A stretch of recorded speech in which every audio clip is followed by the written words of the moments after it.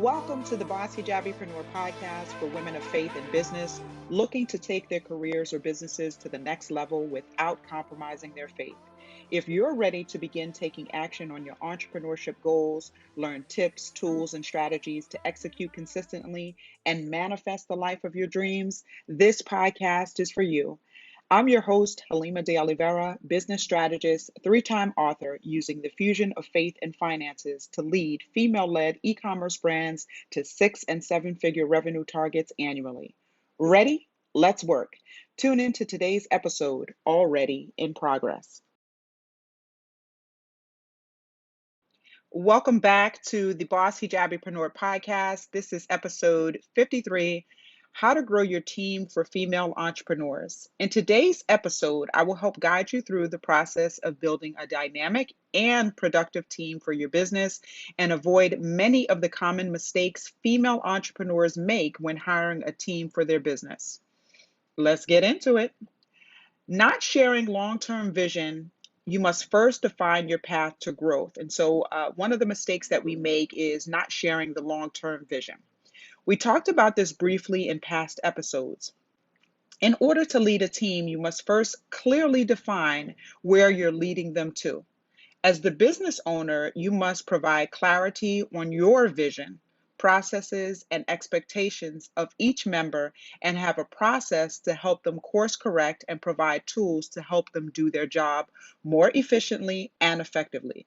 If you are still figuring that part out, don't hire a team member. Trust me. Until you've ironed out every detail as to why you are in business, who you serve with your business, and how you serve them. You can create products and services along the way, but the core mission and values have to be there. There also has to be times where you check in with your vision and mission statement, and every employee, whether they're a new hire or veteran, must be in alignment with this vision and mission and understand their role in getting the company there. I love Apple because they're probably one of my favorite business examples. And over the years, they've evolved many times, but their core mission and value have stayed pretty much the same.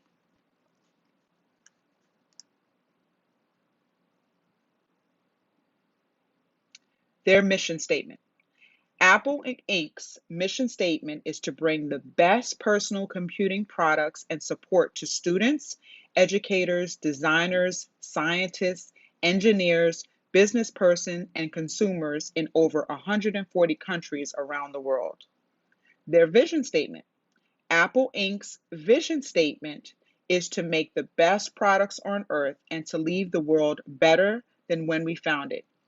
You know, I'm all a fan of Steve Covey's book, 7 Habits of Highly Effective People. And basically, what Apple did is they took on, this step, one of the steps in his book, and I'm going to get to that in a minute. And they incorporated that into their mission and vision statement.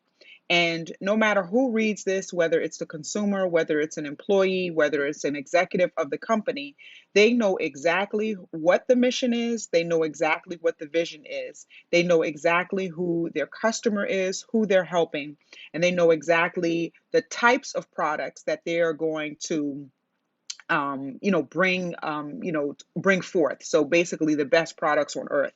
And so that's why we see, a lot where we see with Apple where they're testing or, they're constantly like, look how many updates come up. They're constantly, they're never sitting still. They're constantly in this space where, they're improving upon a product that they already made and then bringing out the next product. And it's what has kept them, as a leader in the tech space for so long. And I think that, as long as they continue down that path, they will be innovators in that space. So as you know, I'm a fan of Stephen Covey's book, 7 Habits of Highly Effective People. It was a leadership course that I took back when I was in the corporate space.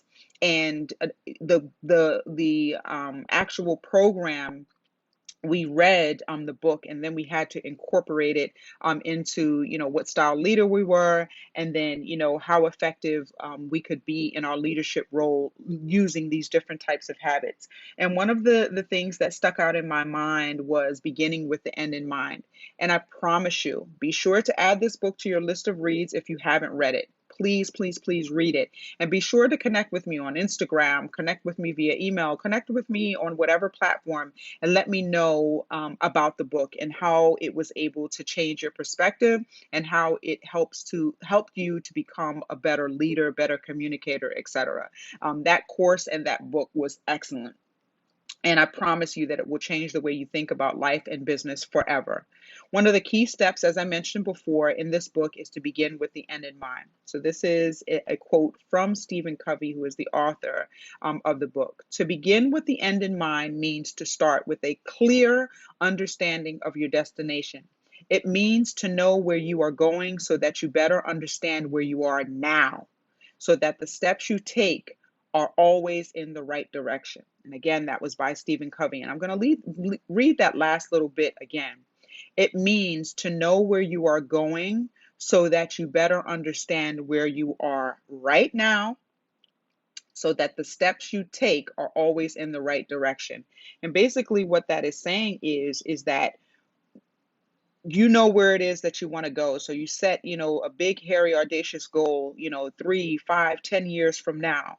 And everything that you do from the time that from this point right now, today, as you're listening to this, the actions that you take are leading you towards that big, hairy, audacious goal that may be 3, 5, 10 years from now. And even 1 year goals are considered long-term goals as well. And everything that you're doing should lead you to that result that you're looking for in a year's time, 3 years' time, 5 years' time, 10 years' time. I'm sure you hear me say this a lot. And I'm sure you're all eager to hear the 5 common mistakes and their solutions. I'll share them right after the break. We'll be right back. When you are just starting out in business, you will take on all the roles to get things done in your business. Initially, it may be hard to let these tasks go. If you want to scale your business, you will need to let go of the smaller tasks so you can stop working in your business and start working on your business. I know this sounds familiar. We just talked about this the last couple of weeks. So set progress checkpoints to check in with yourself and your business. Every 2 to 3 months, look at what areas you are doing well in and where you need support. Hire where you need support. And always think about what you can take off your plate to help you be more productive. The day you hire your first employee will be surreal. Let's make sure you and your employees get the best out of it. Choose your team members very carefully without being paralyzed by fear. Hiring a team can feel like you are starting your business all over again. It's very painstaking. It can really feel like, you're going through all of the steps and the motions again, bringing on this new team member. You can, you may even have some flashbacks of, just some of the things. And it can be a time that will test your patience, test your resilience, because literally you're trying to get someone else to understand the vision of your business and to buy into it, and to want to stay. And, all of these, things go into it. So the best advice that I can give you is to have patience with yourself and to have patience with the process. So be patient with the process and your new team members. Here are a few costs associated with hiring the wrong team member. And I bring this up because I just want you to be aware of, just the expenses, or, just what it can cost your business. And it's not even necessarily just money. It's, what it can cost your business if you hire the wrong person initially. So again, here are a few costs associated with hiring the wrong team member that goes beyond money. So one of the things is lost worker productivity. So it's about 41% say lost worker productivity in a recent poll. And so, what that means is that, say if you have, 4 or 5 people on the team, and, everyone has a responsibility. And, if that one employee doesn't understand, or they're not, holding up their end of the bargain, it can, reduce morale. It can make the other team members say, hey, well, why am I working so hard when so and so kind of gets away with, not working as hard as I am.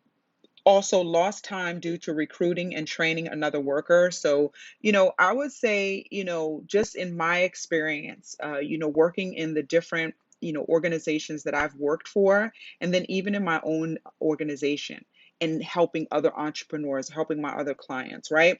It takes on average about 2 months for an employee or a new employee to be fully trained and get acclimated to their role, where they make, fewer mistakes. So I'm not going to say they go completely down to zero, but where they make fewer mistakes, they're more confident in their role. That takes about 2 months or so for that to happen. You also, pay out money. You should know this number.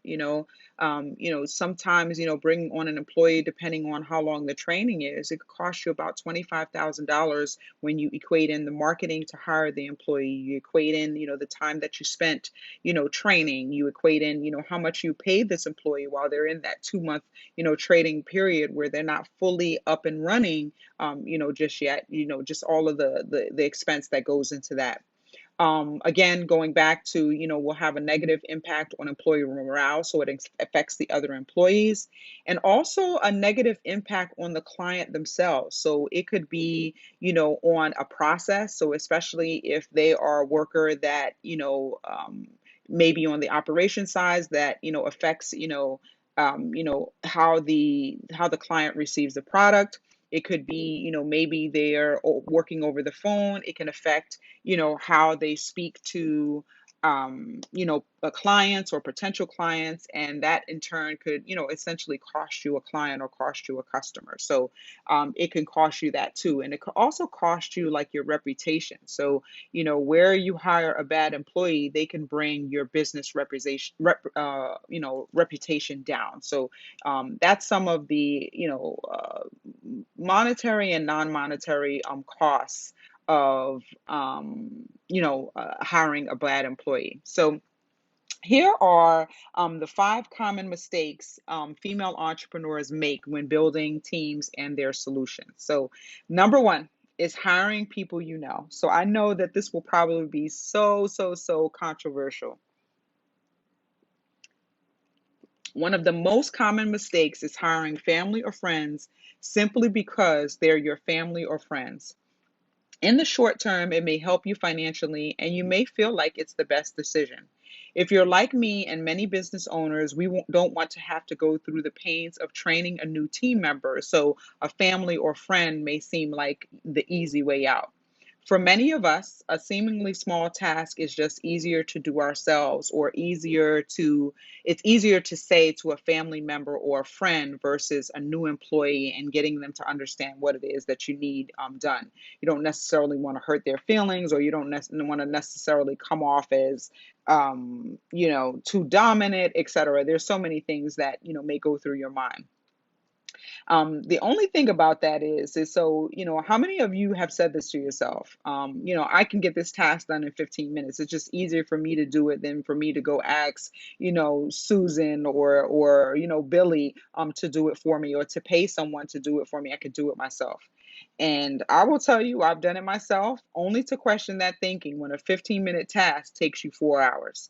And this particularly happens, especially when technology is involved, or if you are putting out a fire that just popped up. It is better to delegate, something that just pops up than to get involved in it yourself as the CEO, as the business owner, because now you're entrenched and you're involved in, the process, and anything could happen. You could get a phone call in between that stops you. You could get another email that's another fire. So many things that can happen. And so you don't want to, fall into this space where you are working as the employee, and you're working in the business and you can't see the full picture. So just something to think about. Then, some of the things that we don't want to have to, do is to fire people. So the idea of having to fire someone can actually prevent us from hiring someone. And I know that sounds counterintuitive, but it is true. Many people don't hire or wait late to hire team members to where, they're almost, on the verge of like, catastrophe before they hire someone because they don't want to have to fire someone. And so the best advice that I can give is to hire right the first time. And then that's not necessarily something that you have to worry about, right? But one thing that I do want to say to you, have hiring and firing come with the job. They come with the territory. You know, there's this saying out there that goes like this: hire slow, fire fast. And this includes you too.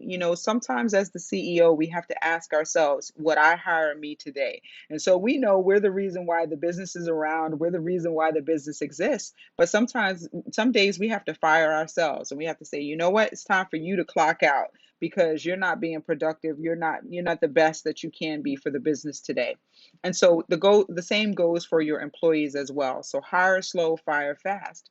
And when you have a weak link, there are a couple of things that you can do before firing the person. And the first thing that you want to do is you want to assess, why they're not successful. Why is this, why is the situation not working out? Why are they not able to be productive? Whatever this your scenario is, diving deep into what is holding them back from being successful. And then, also taking a look at, is it the right fit? Did a person apply for XYZ job, but based on their skill set, based on their personality, experience, etc., they may be a better fit in another area. It's important for you as the leader to recognize that. And maybe instead of firing the employee, maybe you transition them over into a different role. So, in a nutshell, in the long term, that family or friend hire may hold you back, especially if the family member or friend is not really aligned or a fit for your business. And what this could look like. So, what this may look like, you may hire them, and it may be something really informal. Hey, I need you to fold these t shirts. I need you to help me pack these orders. And you come over on Friday and you pack these orders for me.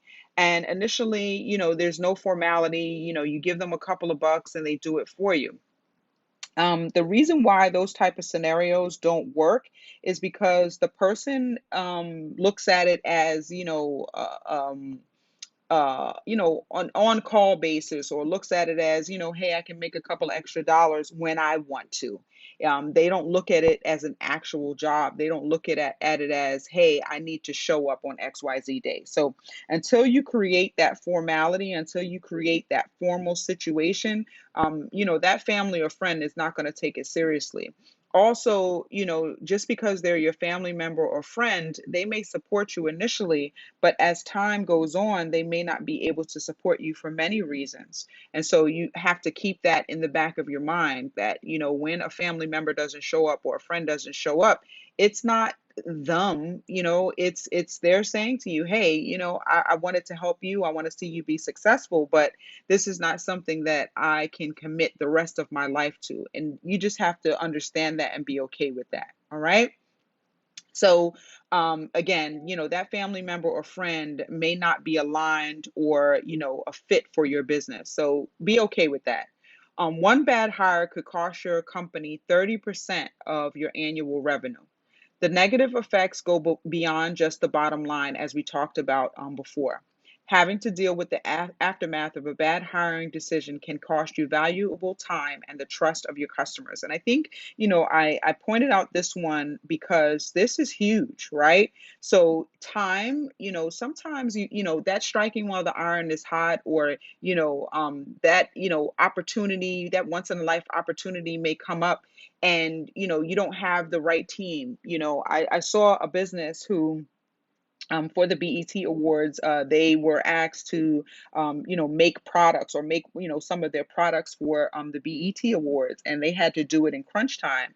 And had this business not had the right team, they may not have gotten that job, done. And had she not, if she wasn't, she didn't have a reliable team, she didn't, have even the team in place, because sometimes as business owners, we say to ourselves, oh, I don't need the team.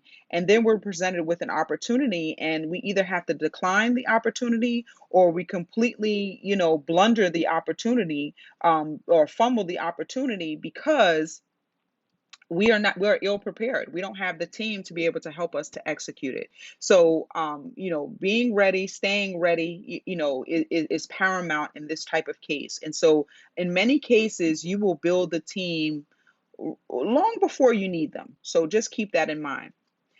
With that in mind, be incredibly selective when hiring. Make sure the person you bring into your organization is a natural fit for the job you are hiring them for.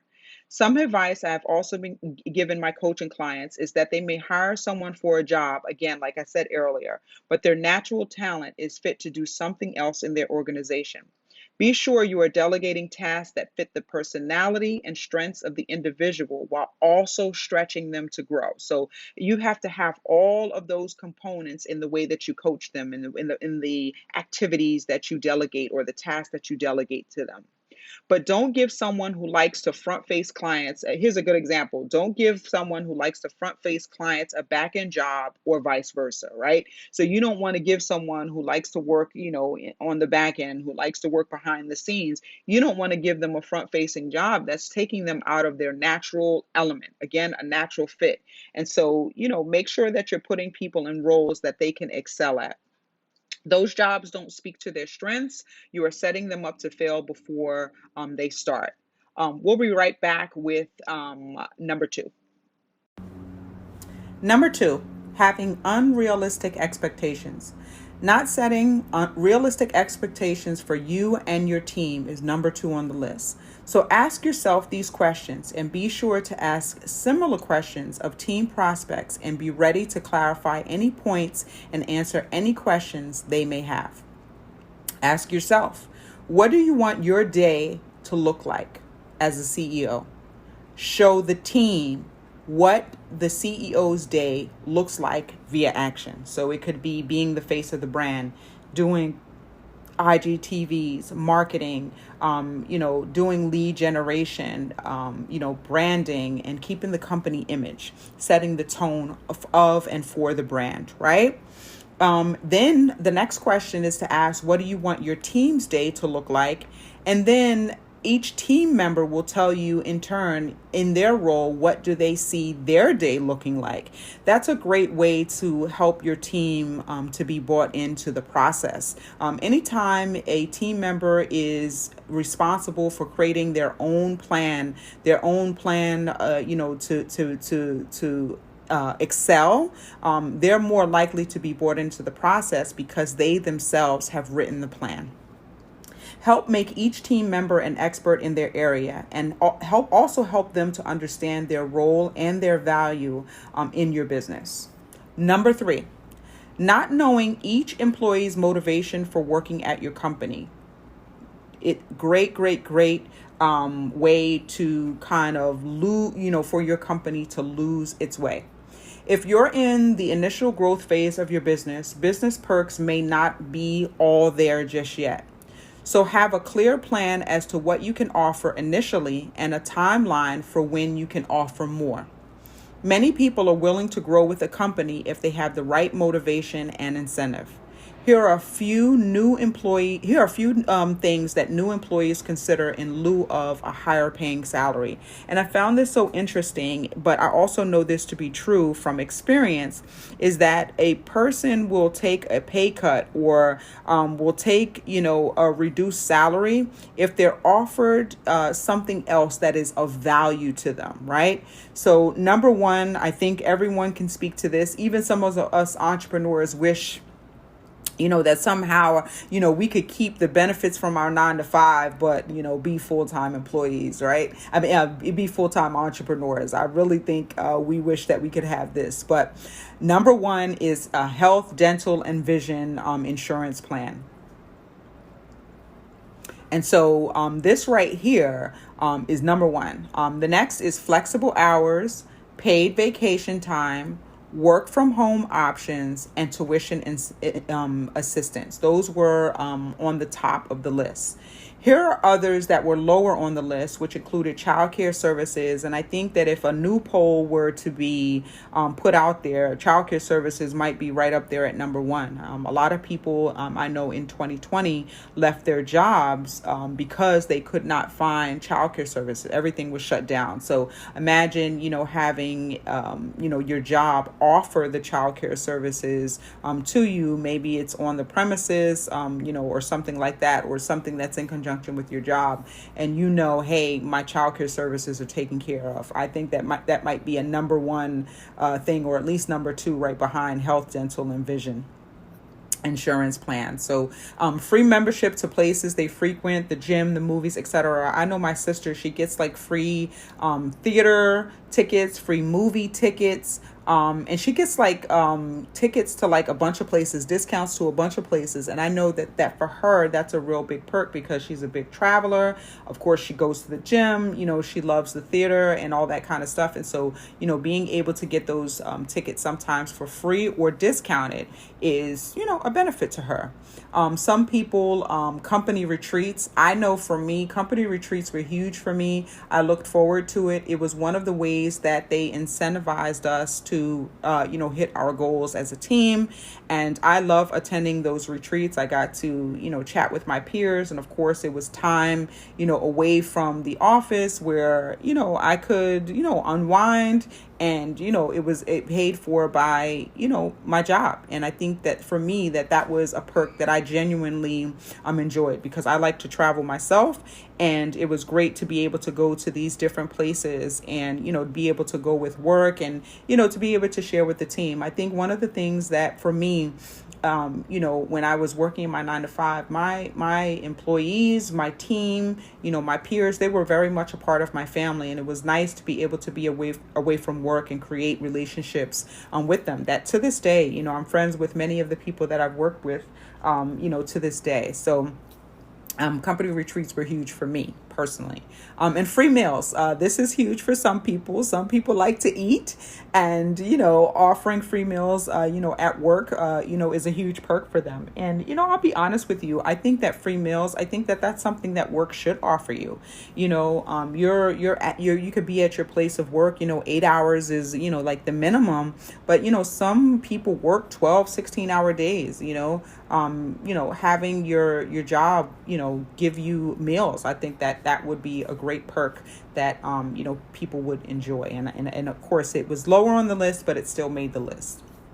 Number 4, perfection over vulnerability, stay connected to the team. So this one is huge. And this is an area where, many people in leadership, not just as entrepreneurs, but in leadership roles that they miss. And I ran into this myself in my career as well, where, it was perfection, over vulnerability versus, vulnerability over, perfection. And so I learned this in one of my roles, as I said, in senior leadership back when I was working my 9 to 5. I had a great team that consisted of some of the best sales professionals in the region. Although they performed well, I knew they could perform better, and so did the company. And, that was what I was hired for. I was hired to lead this team because I was hired to lead them to perform at an even higher level. I thought that by showing them my path and what I was able to do, to fast track my career and my earnings, that would help them. I was dealing with, type A personalities, very D, high D's, personalities. And, many of them were motivated by money. And so, we had that in common. I was motivated by money. I was motivated by, a good day's work, and also, being able to work together as a team. Those were the components that, made me, love what I do and love my job. And I was working with a lot of individuals that love that too. And so I thought that, showcasing, how I was able to move up and the opportunities that were available to them, that would incentivize them. Boy, was I wrong. I was met with resistance day after day after day. And months went by, months and months and months went by. And it just felt like, it was like pulling teeth. And, I just couldn't understand why. I would pull people aside and I would try to talk to them and try to have these conversations. And, it was just like I wasn't, resonating with them. I was like, I'm just trying to help them be better. I was beating myself up. I would go home every day and I would just feel like, man, how can I help them? I genuinely want to help them. I genuinely want to see them do well. What am I doing wrong? And so I wanted to see them go to the next level of their careers, make more money, etc. And, the role in the role they were in, they received a salary and amazing commission, bonuses, and prizes. It was like a win, win, win, win, win, situation. But it wasn't until I became vulnerable with the team one day at a meeting and told them I struggled too. Previously, I had been offered a promotion. I turned it down because I wanted to help my team succeed. And when I told them, that story, and I told them that, I wasn't moving on until, they had, reached the level that, I knew that they could reach. And, basically, when I told them that story, that was when I got their buy-in. So basically it was one, that I was vulnerable and I said, hey, I failed at this job too. I failed at, different things, and, I didn't always get it right. I had more days where I got it wrong than days that I got it right.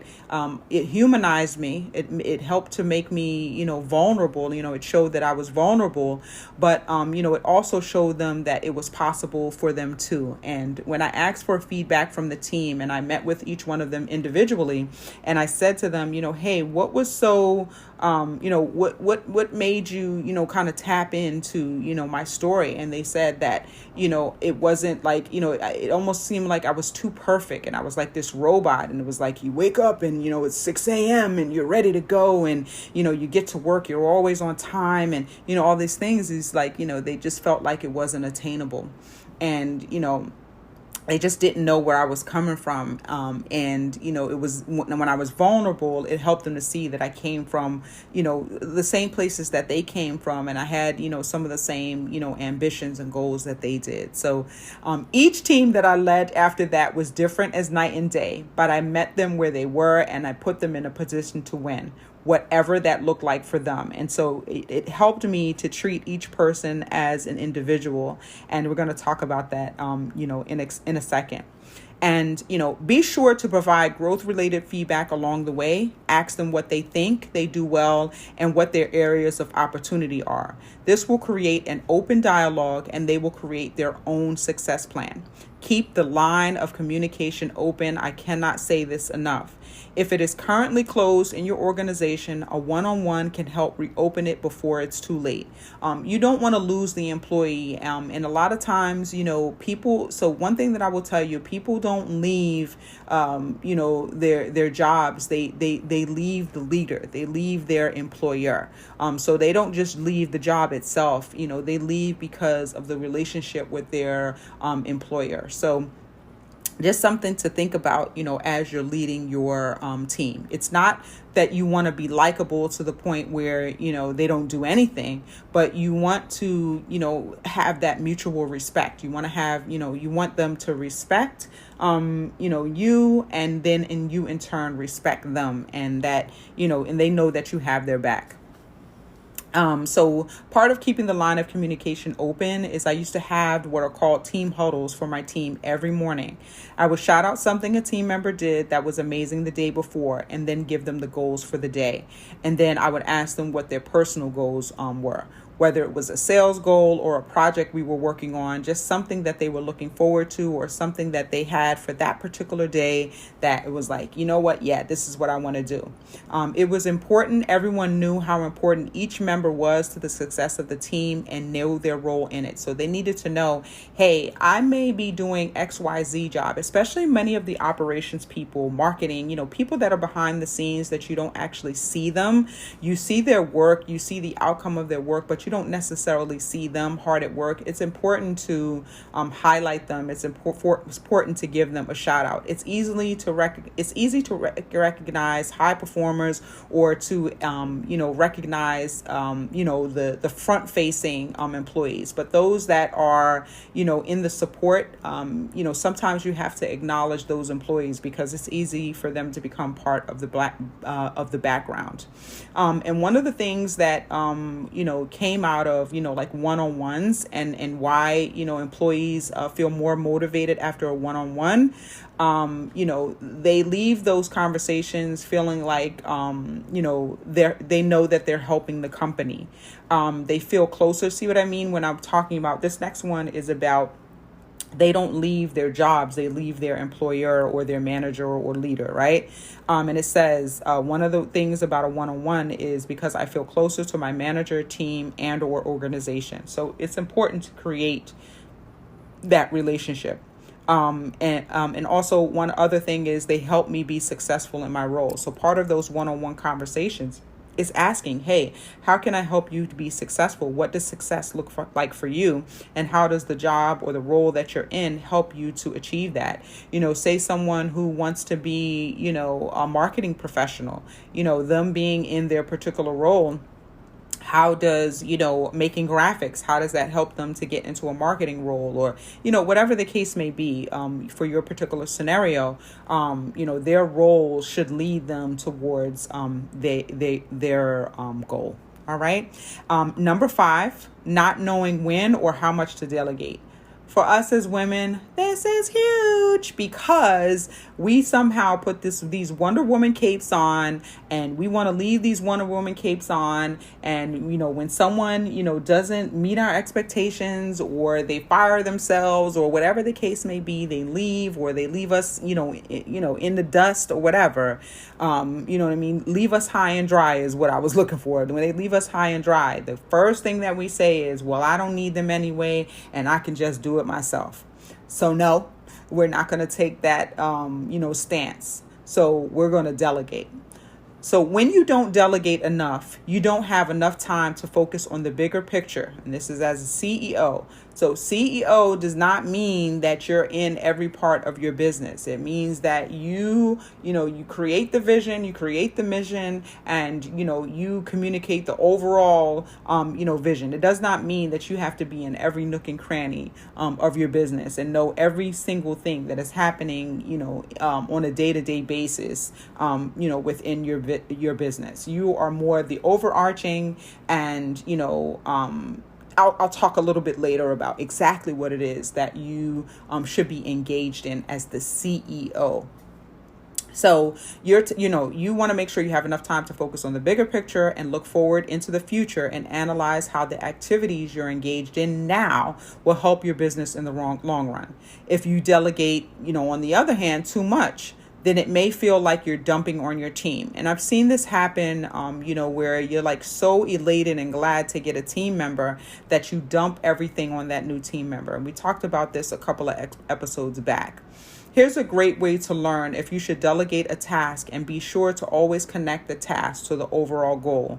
The more informed your employees are, much like your customers, the more engaged that they will be in the overall process. So, should I delegate this? So find out when to delegate a task and when not to. So the first question could be, is the task recurring? So is this a task that, is going to continue, on and on and on? So if the answer to that is yes, can you set it to be automated, right? And so this could be like an email. So it could be, say abandoned cart. So I deal a lot with e-commerce business as my clients. And so, one of the things that we have is that abandoned cart recovery. We may create a series, 7 emails that a customer may receive to help them with that abandoned cart. You don't want to have a virtual assistant, that every single time that someone abandons the cart, that they now have to, manually send out these 7 emails. You want this to be an automatic thing that happens in the background, and it's not something that you have to engage in the front of your mind.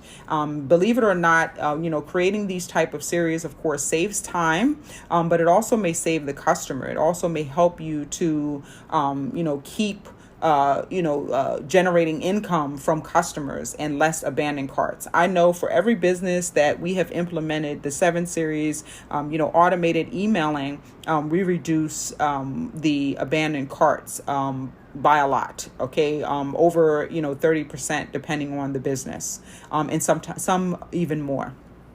Um, so, so no, right? So say if the answer to this is the task recurring, no, right? So, is there time to delegate the task? So is it something that's an emergency? Is it something that, is one of those things that, it needs to be, it's time sensitive and it needs to be answered right now? So, if the answer to that, so is there time to delegate the task? If the answer is no, guess what? Then it's something that you do. But if there's time to delegate the task, maybe you have a few days before you need a reply or whatever the case may be, does anyone else on your team have the skills to do it? And so if the answer is yes, delegate it, right? If the answer is no, notate what it is that, this flag is or this task is, and then train someone else to do it. So the next time, this particular, scenario pops up, guess what? You don't have to do the task yourself. So one of the ways to be able to delegate effectively is to understand what you want and why. So we talked about this a little bit earlier on in the episode, is that you are the one who determines what it is that you want. And you need to understand it first, and then you need to be able to communicate that to your incoming team or your current team. And get in alignment. Pay attention to the what's in it for me from your team. So the WIFM. I love this, love this, love this. I use this so much in my corporate career. Every single person, whether they are like the selfless team member and they're always looking out for someone else, there's a WIFM. There's a what's in it for me for that particular person. That particular person may just want the accolades of always being the helper. But, if there's nothing to help, or if there's no one to help, then, kind of their personality doesn't fit into your organization. So make sure that you're in alignment. That person is the honker. I remember I had a boss, and, my boss very much said that I was a honker, that I enjoyed, rooting on other team members and, helping them out. And so, that was one of the things that motivated me. And so that's the what's in it, for me, for your team, or, for me, and then, of course, for the team. And so make sure that you're in alignment with whatever the WIFM is for your team member. And then overall, your team as a whole. So you want to have, the overall team's, a goal and what they want. And then you want to have, the individual, right? And so you want to make sure that you get in alignment with that. And then spend time to understand what you want measured. So perfect example could be, okay, customer service emails need to be answered within 48 to 72 hours. That's an expectation that you have of your team members. So when you have one that goes 4 or 5 days without being answered, that's a measurement that you can say, hey, wait a minute, we have 5 emails that went past that, 48 to 72 hour deadline. How can we streamline this process? How can we make this, better? And then, it could be, okay, I need, our graphics completed every single Monday or every single Thursday, whatever the day is, right? For my organization, it's every single Thursday, and then they're, completed and turned in and everything by Monday.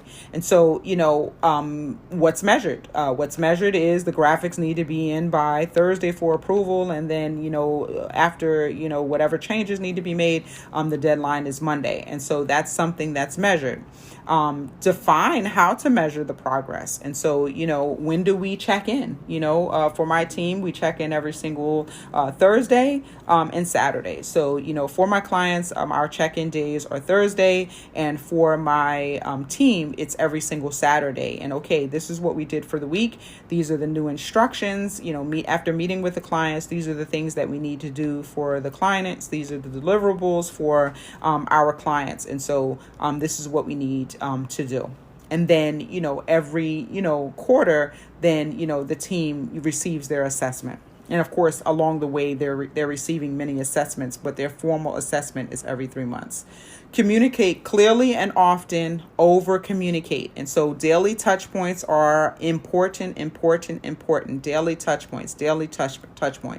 Know your job and do it, not theirs. And so that's another thing. The quickest way to micromanage and undermine your team and undermine, them growing and thinking on their own is to micromanage and to do their job, or to, remind them of what their job is.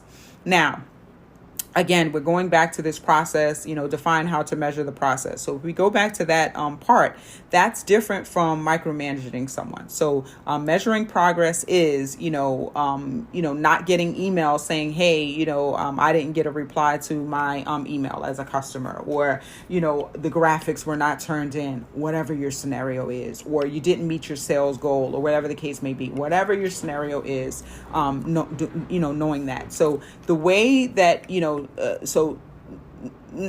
the how is what you want to leave up to the employee. How they get their job done is up to them, right? Your goal is the end result. So, you may have a system in place that they have to follow, but how they use the system and the process that you put in place, they can make it their own. They don't necessarily have to follow the way you would exactly do it in order to get to the goal. And then, of course, coach people as necessary. So that's the how to delegate process that I think is extremely effective.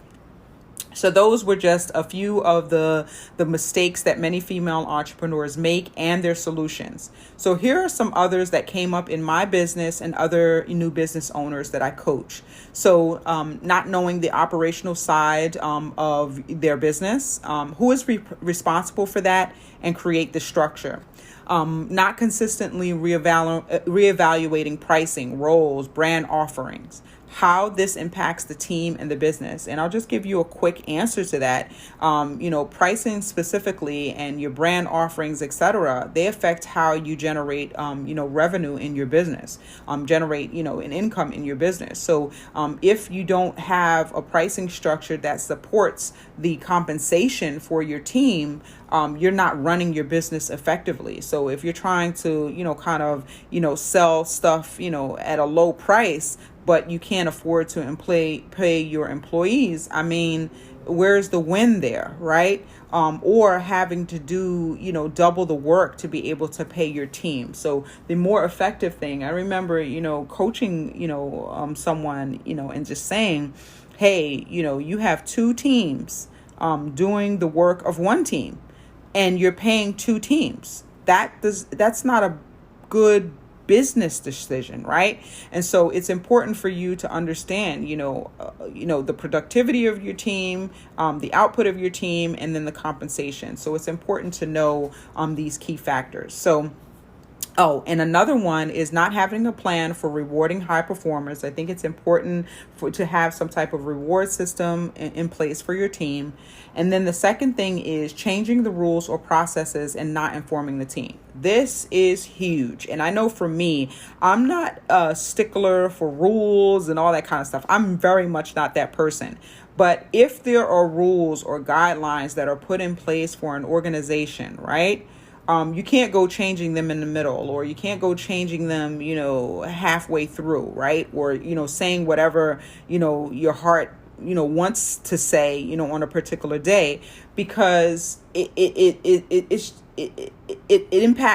negatively impacts the team, and it negatively impacts the customer, because as an organization, there should be single messaging, only one message.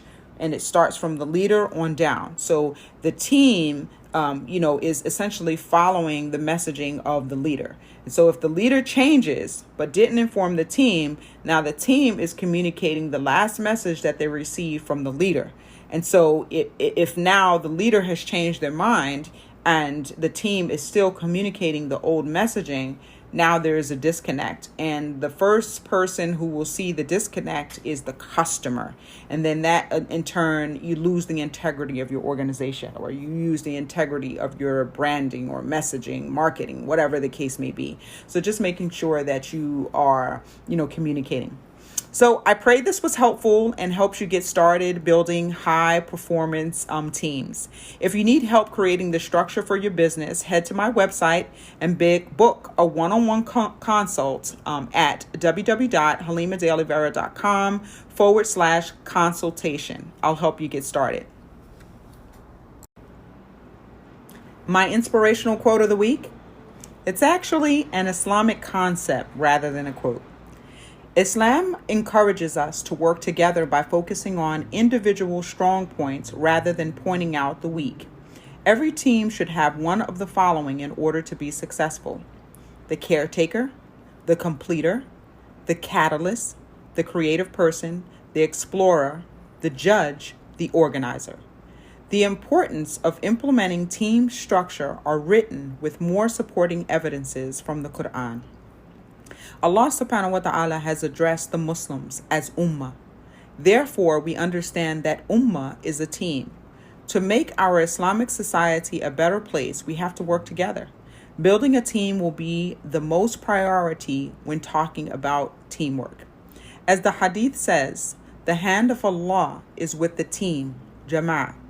Then whoever singles himself out from the jama'ah will be singled out from the hellfire. Al-Tirmidhi.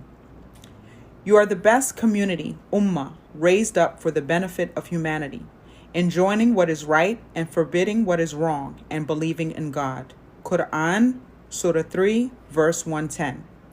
Which can take both the concept, the hadith, and the ayah to help us create the foundations for our teams, with our businesses, and our community. Again, I pray this was of benefit. I'll talk to you all next week. Peace. Assalamu alaikum. This has been another spectacular episode of Boss Hijabipreneur, brought to you by BUNHD LLC and the Not Without My Hijab stage play. To find out more about services for women of faith in business and the next city up on the tour, visit www.bunhd.com. It is our hope here at BUNHD that after each episode, you will be empowered to have a deeper connection in your spirituality, personal, and business relationships. As women of faith, we have a responsibility to learn our religion, apply it to our daily lives, and to make a positive contribution in our local and global community.